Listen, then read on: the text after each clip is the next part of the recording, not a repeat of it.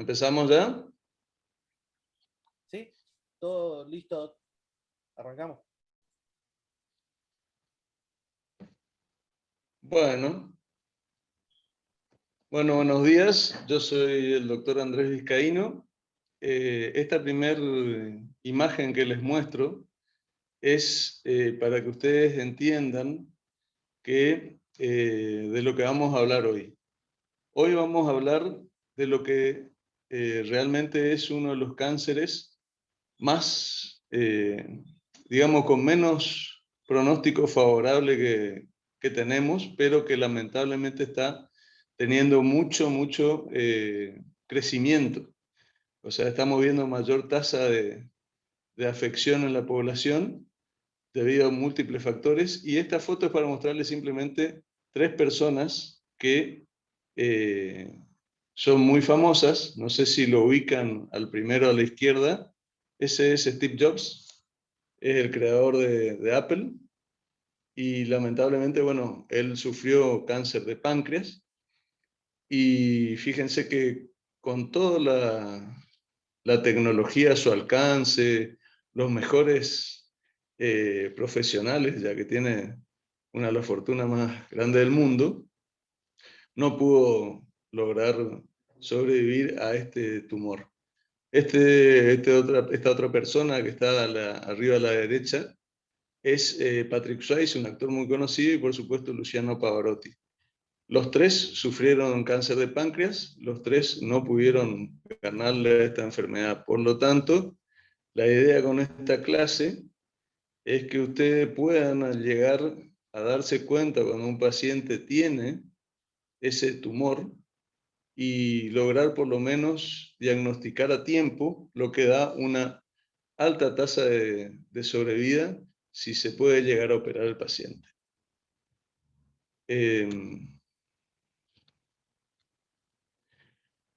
Bueno, ahí está mi presentación. La idea es entonces que ustedes logren después de la clase clasificar a los tumores del páncreas, conocer la secuencia de estudios para llegar al diagnóstico y conocer sus posibilidades terapéuticas.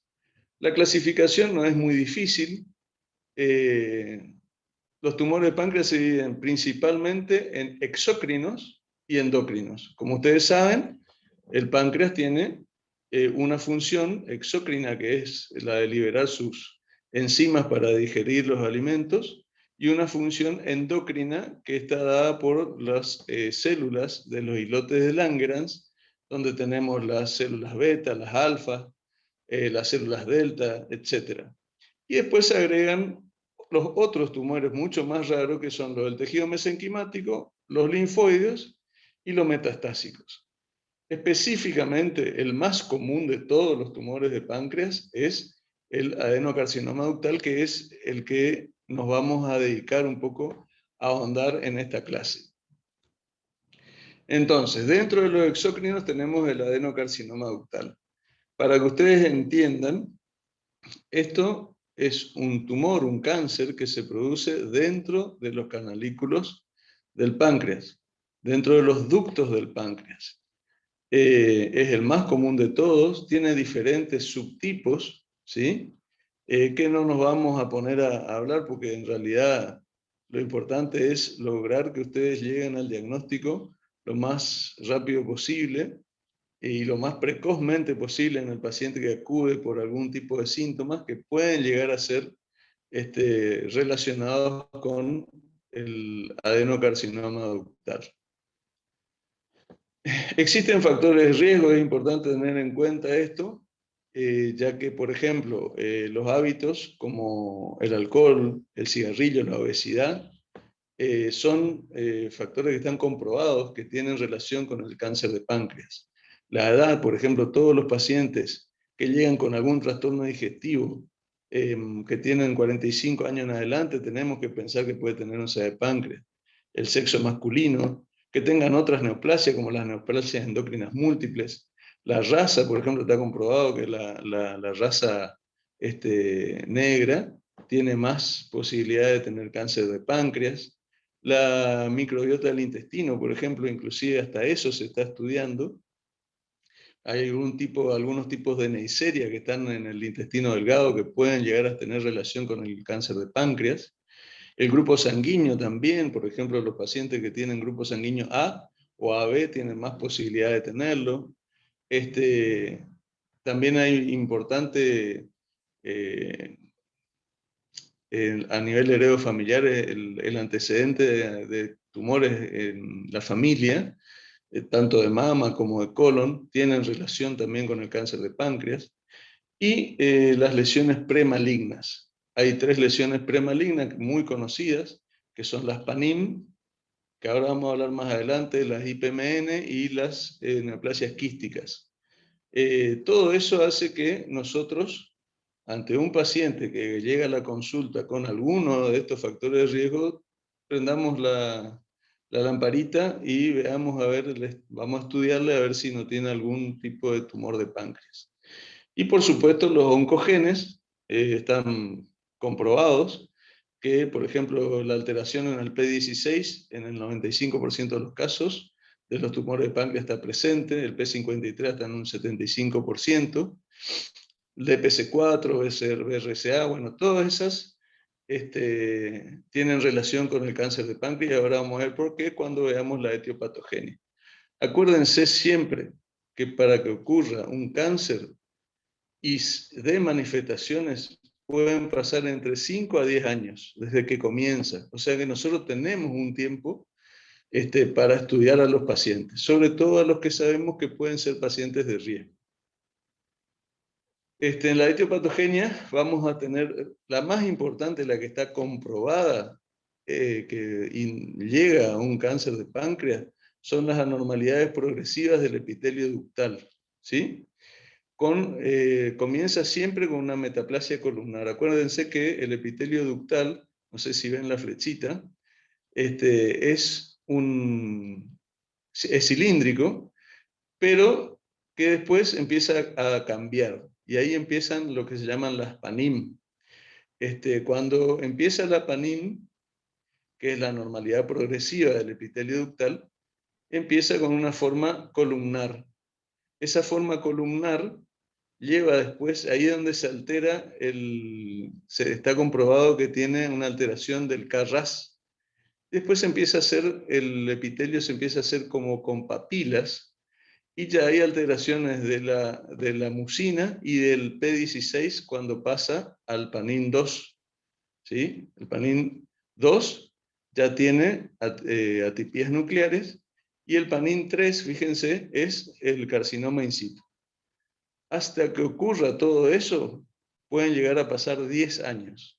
Entonces ahí es donde nosotros tenemos que actuar de alguna manera para encontrar el cáncer de páncreas.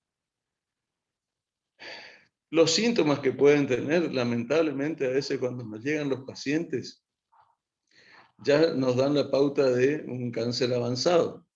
Pero no por eso no quiere decir que en algunos casos puedan ser resecables. El más común de todos, sobre todo por la localización de este tipo de tumores, es la ictericia. Entonces, pero no es una ictericia leve. Cuando vienen los pacientes, se presentan con una ictericia importante, con valores de bilirrubina mayor a 20, inclusive hemos tenido pacientes con valores de 40 de bilirrubina,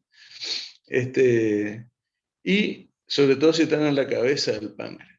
También pueden venir con dolor, sobre todo el dolor típico en epigastrio, cinturón. Por ejemplo, suele pasar cuando tienen las neoplasias mucinosas, como no vamos a hablar más adelante, pero el cáncer de páncreas también puede dar dolor en cinturón. Esta imagen donde está el inodoro es porque el paciente puede llegar a venir con esteatorrea, o sea, cambios en las heces. Puede llegar a venir, y es muy común este cuadrito que le puse acá, que personifica, digamos, a la depresión. La depresión es un síntoma paraneoplásico muy común en los pacientes con cáncer de páncreas y puede llegar a venir ya en un estado caquético. Esto, por supuesto, nos da la pauta de un tumor avanzado. Por eso nosotros tenemos que estar atentos a los factores de riesgo y, si sospechamos de algún cáncer de páncreas, pedir los estudios correspondientes. Los estudios correspondientes podemos empezar por un laboratorio, donde vamos a pedir un hemograma, vamos a ver la glucemia. Está comprobado también que la diabetes tiene relación con el cáncer de páncreas. Uremia, el hepatograma para ver cómo está la bilirrubina, la fosfatasa alcalina, el coagulograma porque puede haber un estado de hipercoagulabilidad, la milasemia por ver si no es una pancreatitis, el dolor por lo que el paciente acude a la consulta, y pruebas especiales como los marcadores tumorales. En realidad, el más importante de todos cuando hablamos de cáncer de páncreas es el CA19-9. Este es un marcador muy específico y es el que deberíamos pedir en todos los pacientes a los que le estamos haciendo screening de CA de páncreas. Los valores, son importantes los valores de este marcador, no solo porque nos dicen que puede haber un tumor de páncreas, sino porque nos dice el grado de agresividad y la condición de pronóstica del paciente, ya que podemos encontrarnos con CA19-9 con valores de más de 1000, y eso ya indica, por ejemplo, que una cirugía no va a ser exitosa en cuanto a la resección oncológica, digamos. El paciente va a tener recidivas, no va a andar bien. Entonces es un parámetro también a tener en cuenta a la hora de decidir la conducta. Los métodos diagnósticos que tenemos, el más común que podemos usar, que tiene que ser bastante, como decimos los correntinos, chuzo del operador, es tratar de encontrar la masa a nivel de la cabeza del páncreas, como muestra acá la flechita, y es la ecografía. La ecografía no solo nos va a mostrar el tumor en el páncreas, si el operador es realmente bueno, sino también nos puede mostrar ya lamentablemente metástasis, compromiso ganglionar o ascitis carcinomatosa. Dentro de lo que tenemos acá en Corrientes, lo mejor que tenemos en este momento, ahora vamos a llegar igual, pero lo más común que podemos usar, hoy, por suerte tenemos acceso, que es la TAC con contraste, que nos va a servir no solo para hacer el diagnóstico imagenológico del tumor, sino que ya nos va a servir también para ver si es resecable o no, teniendo en cuenta la invasión de la vena mesentérica superior o de la arteria mesentérica superior. ¿Sí? Sí o sí tiene que ser con contraste, si no, no sirve. No sirve pedir un TAC nomás por pedir, si nosotros estamos buscando hacer diagnóstico de cáncer de páncreas. La endoscopía retrógrada o la colangiopancreatografía retrógrada endoscópica, la CPRE, es sensible porque hay muchos tumores de cabeza de páncreas que ya aparecen dentro del duodeno, como se ve en esta imagen. Se pueden ver varios signos, compresión de la vía biliar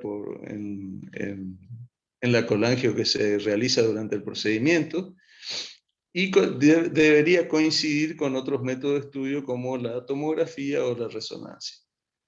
También puede llegar a ser, se puede llegar a hacer algo que se llama cepillado. Ustedes lo van a encontrar como CitoBrush, que es un cepillado de los conductos, y en el cepillito salen las células neoplásicas. Por supuesto, eso se manda a anatomía patológica y sirve para diagnóstico.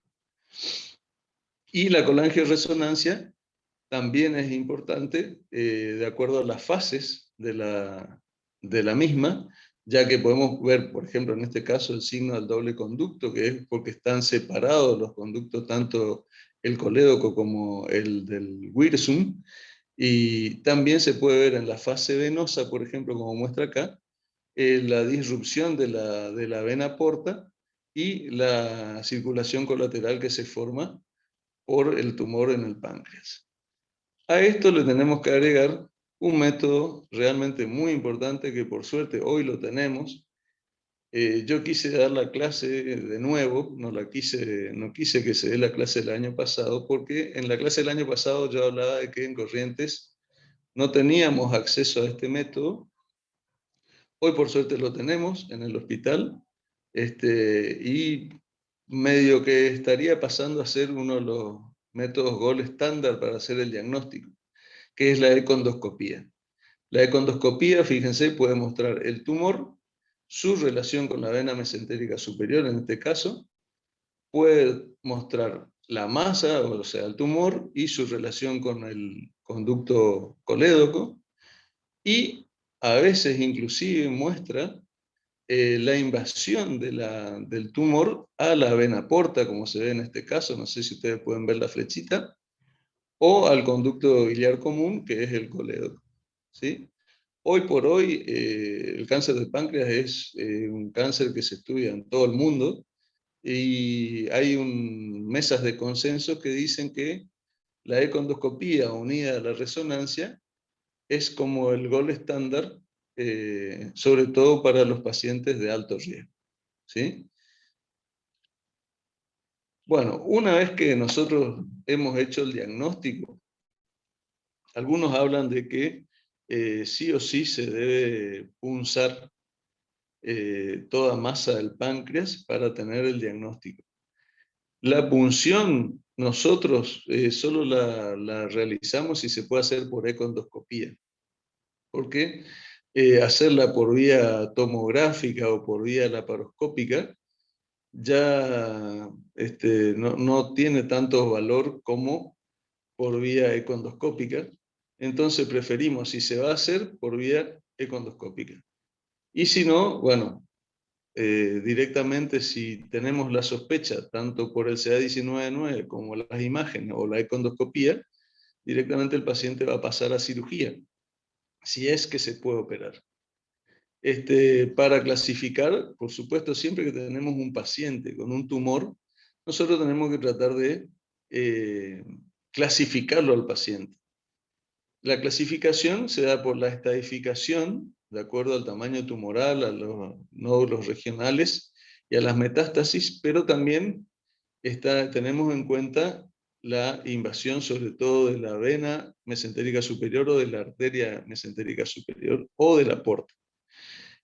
Por supuesto, la que se usa es la TNM, que la tienen acá en la imagen, que siempre hay que leer, el que por ahí, un docente que le pregunta, dígame el TNM de tal tumor, y en realidad todos nosotros lo que hacemos siempre es volver a leer. Nosotros no podemos someter a un paciente a un procedimiento, todo solo por nuestra memoria nomás. Hay que tomar muy en serio estos casos. El paciente con un cáncer es un paciente multidisciplinario, hay que presentarlo al comité de tumores y solo ahí se toman las conductas. O sea que tenemos tiempo para ir y consultar y ver bien qué tipo de tumores y qué vamos a hacer. Una vez que decidimos si el paciente es operable, vamos a ver si es resecable. Para resecar un tumor de páncreas, como le dije, tenemos que tener en cuenta la invasión o no, sobre todo de la vena mesentérica superior, ¿sí? O de la arteria mesentérica superior o de la porta. Entonces, en este caso, por ejemplo, vemos que están libres. Las dos, y es un tumor resecable. Acá se ve el tumor, acá se ve la vena y la arteria. Ya en este otro caso, por ejemplo, fíjense cómo es importante el ataque con contraste, vemos que está invadida la vena mesentérica superior. Antes, estos pacientes directamente no se le hacía la cirugía por nuestro medio, pero hoy por hoy ya podemos llegar a tener la posibilidad quirúrgica de hacer un reemplazo venoso o colocar una prótesis y se pueden resecar. Y acá se ve, por ejemplo, la arteria que está liberada. Ya en este otro caso, que es un estadio 3, que está localmente avanzado, fíjense cómo está invadida la arteria mesentérica, la vena, es un gran tumor. Acá se ve también la vesícula, que está muy distendida. Este es otro signo que tienen los cánceres o los tumores de cabeza de páncreas, dado por la ley de Courvoisier, que es la vesícula distendida, palpable, no dolorosa, acompañada de ictericia, que ya son todos signos tardíos.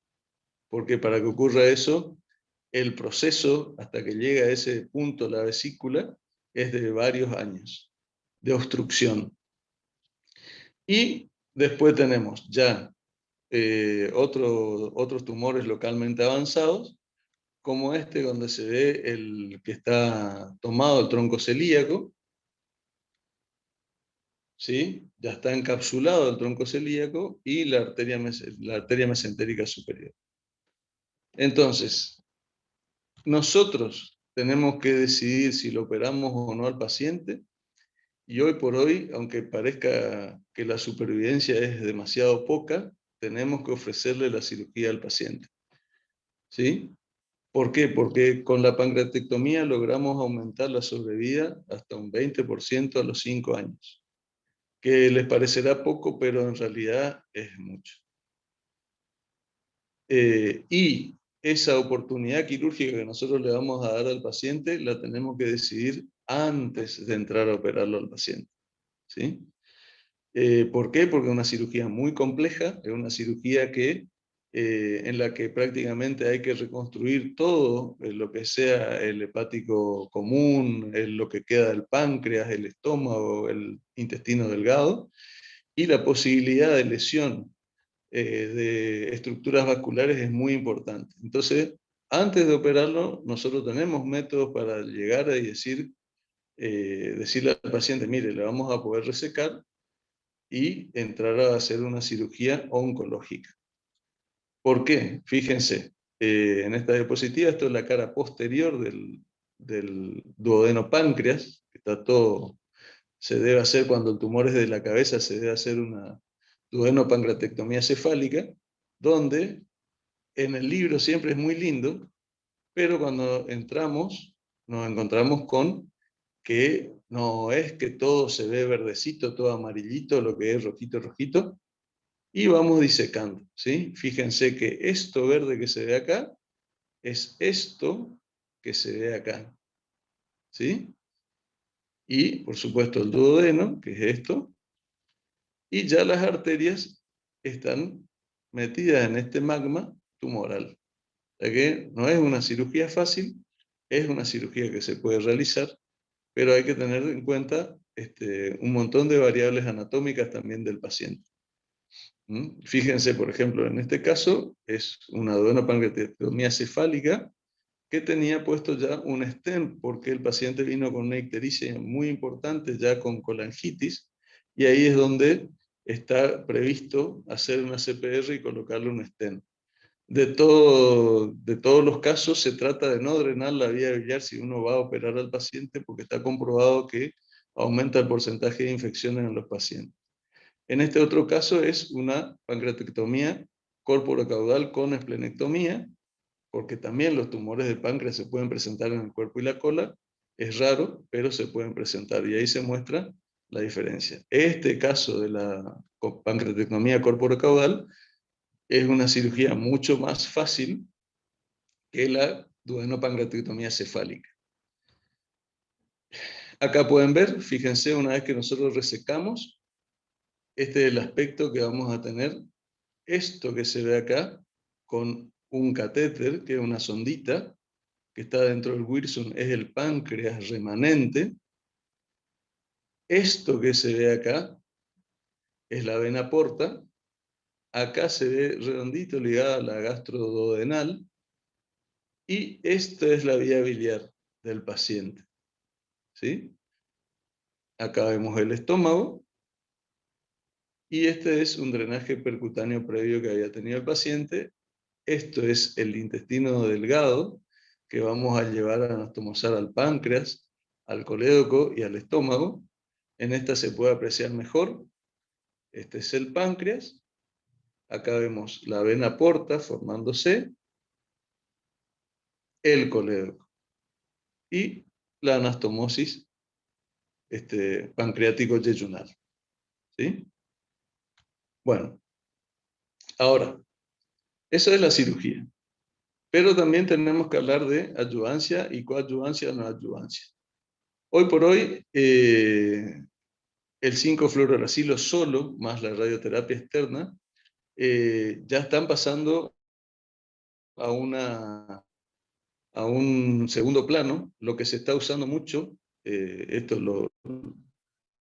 por eso también quería darla, porque Ya hay nuevos reviews del 2021, a septiembre del 2021, hasta lo último, que pude conseguir, donde se está utilizando el Folfirinox, que es fluororacilo, irinotecan, leucovorina y oxaliplatino, para los casos que son pacientes resecables, y gemcitabina y paclitaxel y irinotecal nanoliposomal con fluororacilo en los tumores irresecables.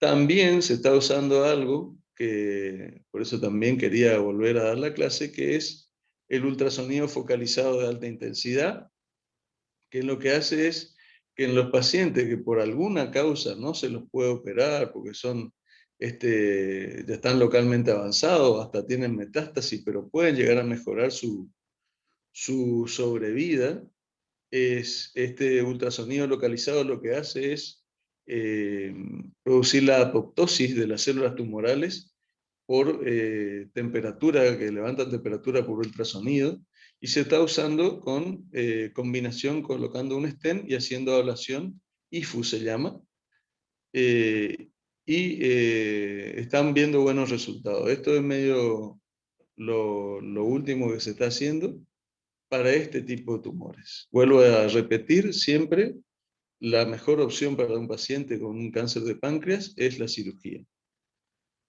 oncológica. Lo otro que puede pasar es que no podamos hacer una cirugía oncológica, entonces lo que nos queda es la paliación. La paliación es, la más común que solemos hacer es la doble derivación, se llama, o sea, el paciente tiene que comer de alguna manera y tiene que drenarse su bilis hacia el intestino.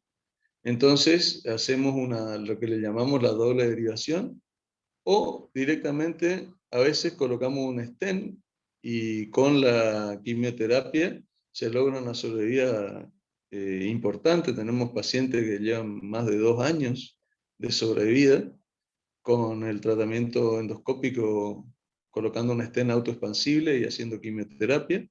O ya llegamos a otros casos en los que solamente se puede hacer una colocación de drenajes percutáneos. Hay que hacer el tratamiento del dolor, eso ya, como les dije, es un tratamiento multidisciplinario y este ítem lo trabajamos con los especialistas del dolor, con los anestesistas.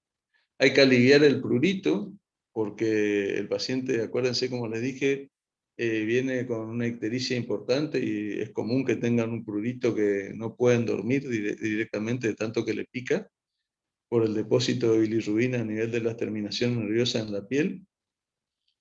Entonces le da colestiramina o fenobarbital, y sobre todo también tenemos que tratar la insuficiencia pancreática exócrina que puede ocurrir.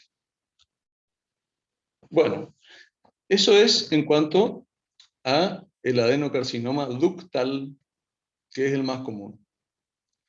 Dentro de los tumores de páncreas también tenemos que hablar de las neoplasias quísticas del páncreas. Son varias. Tenemos las neoplasias mucinosas intraductales papilares, que pueden ser del conducto principal o de los conductos accesorios, ¿sí?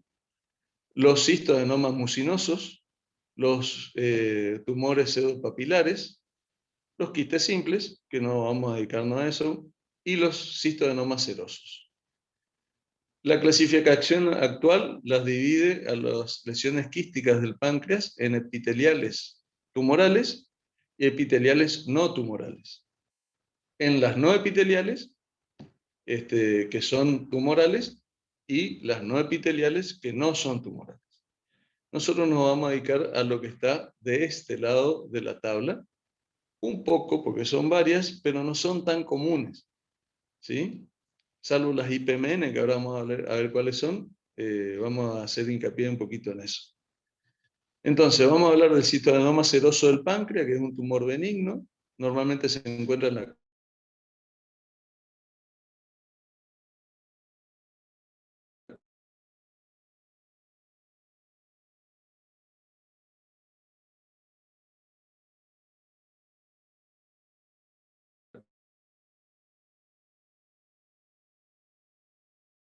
cola,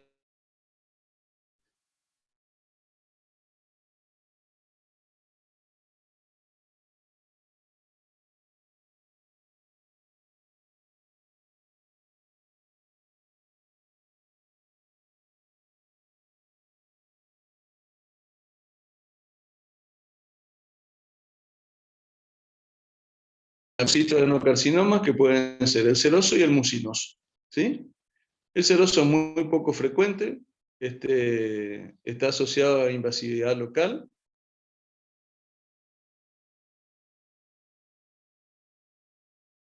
Esperen que me desconecté.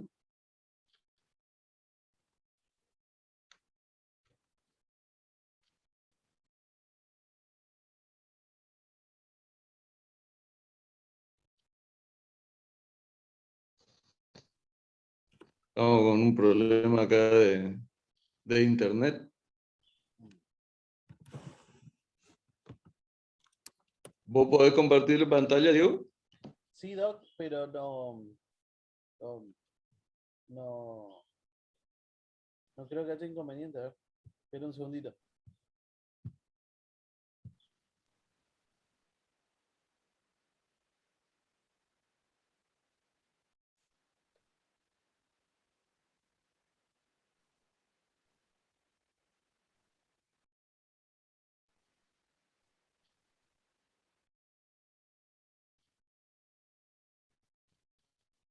Ahí vuelvo a ver qué pasó.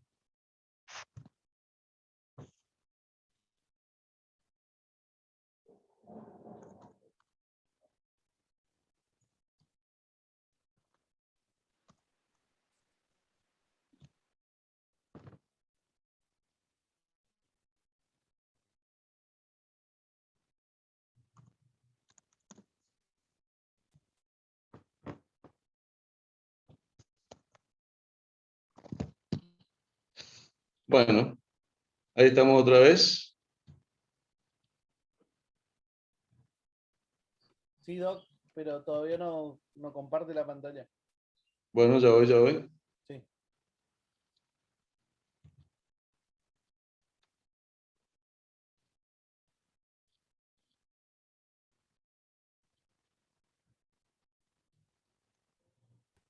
Bueno, ¿volvimos? Sí, perfecto. Bien. No sé qué habrá pasado acá. Sí. Bueno, entonces hablamos de los cistoadenocarcinomas. Como dije, el seroma, el seroso, perdón, es muy poco frecuente, está asociado a invasividad local nada más, que afecta al vaso, el duodeno. Y después sí tenemos el mucinoso, que tiene un epitelio columnar productor de mucina, que ahora vamos a ver lo que provoca. Fíjense, se dice que el cistoadenocarcinoma mucinoso procede de la degeneración maligna de un cistoadenoma mucoso. Es raro de ver, pero bueno, acá lo tenemos a los dos. El cistoadenoma mucinoso que está a la izquierda de la pantalla y el cistoadenocarcinoma mucinoso que está a la derecha. La cirugía es lo que debe hacer, no vamos a ahondar mucho en estos casos. Lo que sí es importante es que el contenido del cistoadenocarcinoma mucinoso tiene valores elevados de los marcadores. Por ejemplo, fíjense, yo le hablaba hoy de que el CA19-9 era 1000, era el valor que a nosotros nos decía que en el adenocarcinoma ductal nos hacía prácticamente irresecable a los tumores. Fíjense lo que tiene el cistoadenocarcinoma mucinoso, mayor a 50.000, por ejemplo. Esos son los datos que a mí me gustaría que tengan en cuenta. Si le dicen, si ustedes punzan que no hay que hacer un tumor quístico del páncreas, viene un CA19-9 elevado, y bueno, estamos ante la presencia ya de un cistoadenocarcinoma mucinoso. Bien, por supuesto, hacemos la tomografía y vemos el tumor. Y en las neoplasias quísticas van a tener un algoritmo de diagnóstico y tratamiento que yo les voy a dejar, como se está grabando esto, donde, como dijimos, vamos a tener las neoplasias quísticas serosas, las neoplasias quísticas mucinosas y las neoplasias mucinosas papilares intraductales. Ahí vamos a tener en cuenta en quiénes se presentan, cómo son y lo que hay que hacer. Fíjense que en algunos casos, solo si son sintomáticos se operan, Si tienen un tamaño estable y son asintomáticos, hay que seguirlo nomás. Y si se aumenta el tamaño, hay que considerar la resección en las cerosas. Y lo mismo vamos a ir haciendo con cada uno de ellos. Por supuesto, siempre la cirugía es el tratamiento cuando corresponde. Y ahora vamos a hablar de los tumores papilares mucinosos intraductales. Es la dilatación del conducto pancreático principal o sus ramas con hiperproducción de mucina. Por eso se llama así, tumor papilar mucinoso. Fíjense que este paciente viene con dolores episódicos. ¿Por qué? Porque producen bolas de moco y esas bolas de moco pueden obstruir el conducto pancreático y después salen por el conducto pancreático principal. Hay que tener en cuenta que todo esto tiene un alto porcentaje de malignización. Por eso hoy cuando hablábamos de los factores de riesgo, hablábamos de que la IPMN o el NIPMN, PME, son los tumores premalignos que hay que tener en cuenta y operarlo. Se divide en 3 tipos. El del conducto principal, el de las ramas o el mixto. No hay mucha ciencia con esto. Acá es muy importante hacer la resonancia y la econdoscopía. En la resonancia pueden ver el tumor con mucina acá adentro, la dilatación de una rama lateral del conducto de Wirsung, y en la econdoscopía podemos ver el conducto de Wirsung con la mucina en su interior. Esto, la pancreatoscopía, acá no existe. Mirando esta imagen que se llama de huevo de pescado, no la vemos. Nosotros no tenemos esta tecnología hoy acá, pero es otro signo también que nos hace llegar al diagnóstico de estos pacientes. Lo deberían saber, pero lo importante de todos estos casos es que ustedes tienen que saber que está a nuestro alcance llegar al diagnóstico, acá en Corrientes. Volvemos a hablar de las IPMNs, donde vamos a ver la dilatación localizada muchas veces del conducto, ¿sí? Atrofia del parénquima. Fíjense lo que es la reconstrucción 3D. Acá vemos cómo se dilata todo. ¿Ah? Estos son casos muy ya avanzados, pero bueno, hoy teniendo la econdoscopía estamos bastante contentos con eso, que vamos a poder llegar al diagnóstico más preciso de este tipo de tumores. Lo que sí podemos llegar a encontrar es este signo, que es el moco saliendo de la papila, ¿sí? Que le llaman en boca de pescado. Acá está chiquitito el pescadito, ¿eh? Como que está abriendo la boca el pescadito y está saliendo el moco, ¿sí? Acá se ve bien. Esto sí es importante, son los globos de moco que salen y que se pueden ver en la CTR. La cirugía, como dijimos, van a tener indicaciones absolutas, indicaciones relativas. Las absolutas son que haya citología positiva, que sea una masa sólida, que haya una ictericia relacionada al tumor, que aumente el nódulo, que sea mayor a 5 milímetros, y que la dilatación del conducto pancreático sea mayor a 10 milímetros. ¿Tá? Y la relativa, bueno, ya cada uno vamos a ir viendo, pero me interesa que sepan esto. ¿Tá? El tratamiento, por supuesto, como dijimos, es la cirugía, donde se pueden ver donde estaban los quistes y donde había moco. Y ahora entramos a la otra parte de los tumores de páncreas, que son los tumores endocrinos del páncreas. O sea, como dijimos, estos tumores pueden deberse a la secreción. Normalmente se dividen por las células del páncreas de los islotes en no funcionantes, que dan síntomas obstructivos, y funcionantes, que secretan una hormona en particular. Sobre todo esto están asociados a las neoplasias endocrinas múltiples. Entonces, por ejemplo, si tenemos un tumor de las células alfa de los islotes de Langerhans, vamos a tener producción de glucagón, eso se llama glucagonoma, ¿sí? Si tenemos un tumor que sale de las células betas, que son las que producen insulina, vamos a tener un insulinoma, y la mayoría de los tumores van a dar síntomas de acuerdo a la hormona que están produciendo. Entonces, vamos a hablar del insulinoma.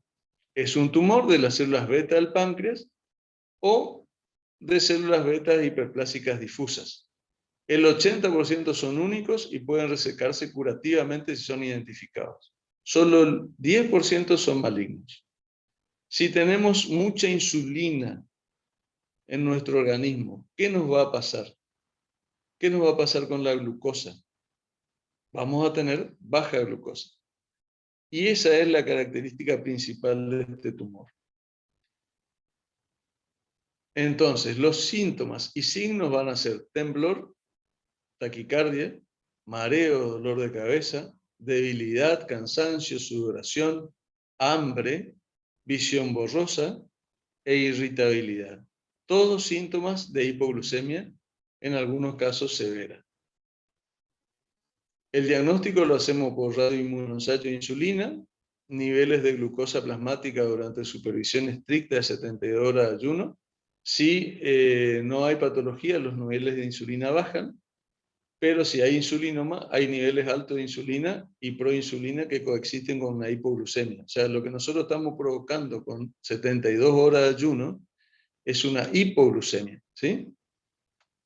No debería haber insulina, ya que estamos en hipoglucemia. O sea, por eso el diagnóstico se hace de esa manera. Y el paciente debe estar internado 72 horas. Entonces, la hipoglucemia como causa de los síntomas se establece en las primeras 24 horas mediante la tríada de Whipple, que el episodio se produce en ayuno, los síntomas se producen en presencia de hipoglucemia menor a 40, y la ingestión de los hidratos de carbono alivia los síntomas, pero sigue habiendo una hiperinsulinemia simultánea mayor a 6 miliunidades por mililitro. ¿Está? Igual necesitamos imágenes. Entonces tenemos la ecografía, que tiene una sensibilidad del 70%, la ecografía endoscópica, que es lo que hoy vamos a usar para esto, la TAC y la arteriografía o cateterismo selectivo. El insulinoma suele ser pequeño, pero es importante revisar bien el páncreas, porque al ser pequeños pueden pasar desapercibidos. Normalmente están en la superficie y a veces la resección del tumor, la enucleación, logra la curación. Si falla el tratamiento, tenemos otros métodos como el diazóxido vía oral, la estreptotoxina y el octiotride. Otro tumor del que vamos a hablar es el gastrinoma, que produce lo que ustedes van a conocer como el síndrome de Solinger-Ellison. Es una hipergastrinemia intensa con hipersecreción gástrica, ulceración péptica, que están causadas por un tumor productor de gastrina del páncreas o de la pared duodenal. El 90% de los gastrinomas se producen en el triángulo del gastrinoma, que está dada por la unión de la cabeza y el cuerpo del páncreas, uno de los vértices de ese triángulo, el otro por la unión del conducto cístico y el conducto hepático común, y la unión de la segunda y la tercera porción del duodeno. Ese es el triángulo del gastrinoma. El 50% de los gastrinomas son malignos, son pequeños, menor a 1 centímetro, y se diseminan y crecen en forma lenta. Pueden tener otras anomalías, como dijimos, puede haber alteraciones en las paratiroides, en la hipófisis y glándulas suprarrenales. Los síntomas son una enfermedad ulcerosa péptica agresiva con úlceras en localizaciones atípicas, ¿sí? Inclusive uno hace la resección de la zona antral por una úlcera benigna y pueden aparecer úlceras en otros lugares del estómago. La diarrea también es un síntoma inicial en el 25 a 40% de los pacientes, y existen debuts de esto como perforación, hemorragia y obstrucción. Entonces, es difícil diagnosticarlo al gastrinoma.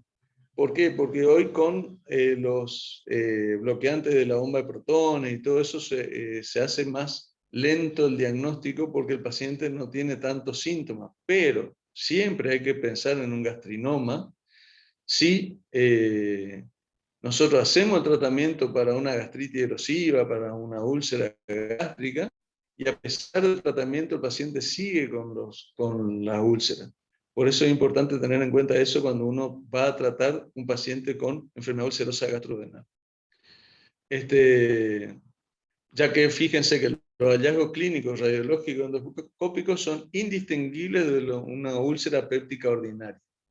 Pueden tener fase creciente o menguante, como ocurre en las úlceras comunes, y a veces, inclusive, los pacientes pueden no tener úlceras.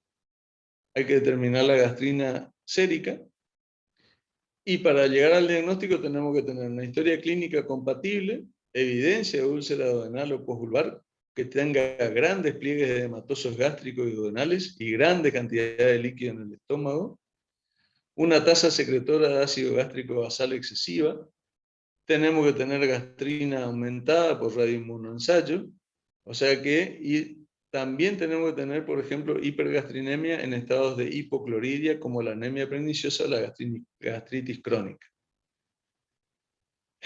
Tenemos que usar también prueba de secretina, y como a veces solo hiperplasia nomás de las células que producen este tipo de tumores, este tipo de hormona, el tratamiento va a ser solo con antiácidos, o inhibidores de la bomba de protones sobre todo. Por imágenes volvemos a la econdoscopía, o sea que estamos dentro hoy del gol estándar mundial, digamos, para llegar al diagnóstico de todos los tumores de páncreas. Por econdoscopía se visualizan casi el 50% de las veces los gastrinomas. Se puede hacer ecografía, pero fíjense cómo baja el porcentaje, la sensibilidad, y la tomografía también.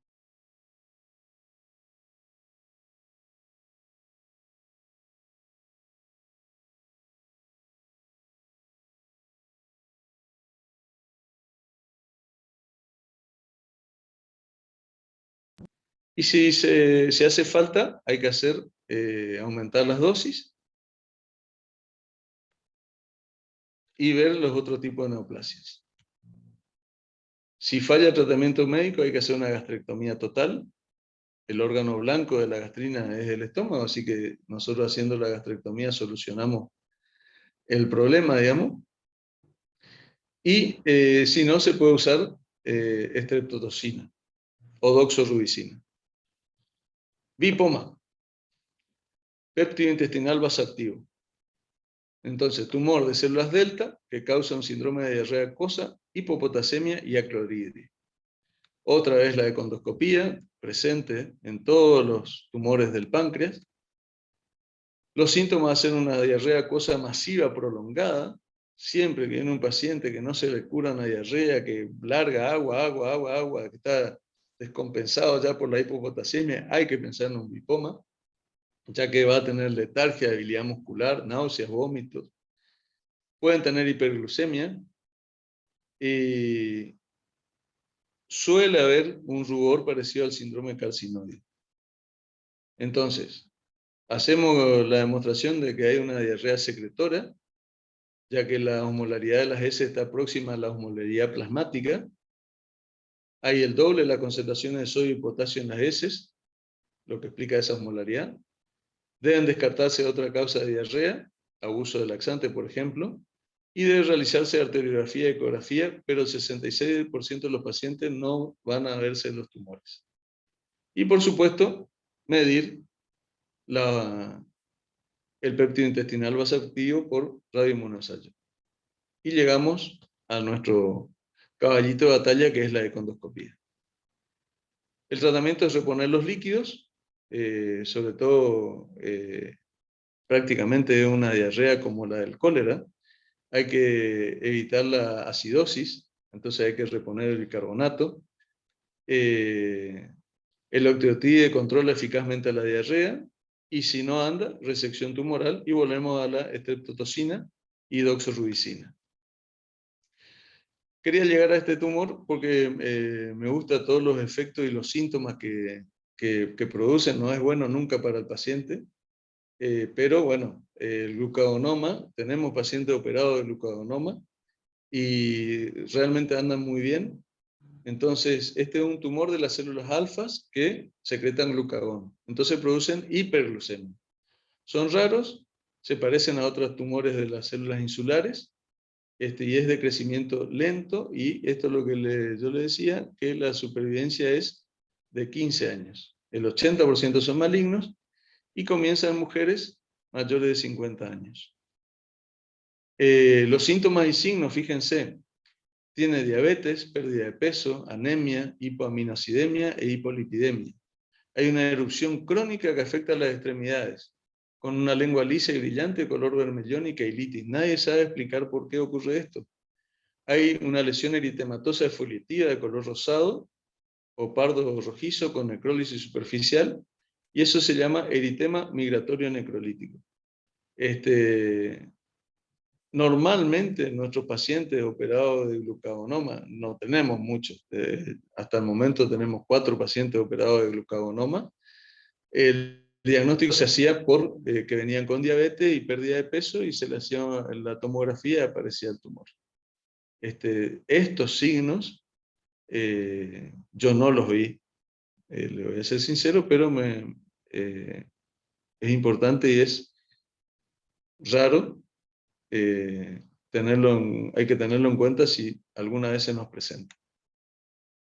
Entonces, el diagnóstico se hace por niveles elevados de glucagón. El aspecto angiográfico típico de un tumor de células insulares, y el diagnóstico se confirma en la cirugía. El tratamiento es la resección, y si es irresecable, como hablamos hoy, estreptozocina y doxorubicina combinadas, octiotride y zinc para el eritema. Bueno, si tienen algunas preguntas, creo que estamos en tiempo. Esta es la bibliografía que utilizamos.